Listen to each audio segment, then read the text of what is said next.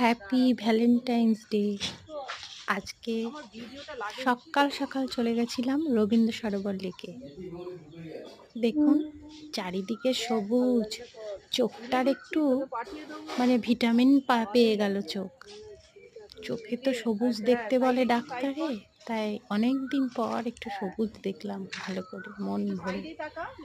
আর সকালবেলায় এখানে কি বলবো, কোনোদিন যাবেন, গিয়ে দেখে আসবেন। আমি বললে আপনাদের বুঝবেন না আপনারা। এত ভালো, এত ভালো লাগে। সকলে গিয়ে প্রচণ্ড মজা করলাম, ঘোরাঘুরি। তারপর শর্মাতে গিয়ে একটু কচুরি খেয়ে এলাম।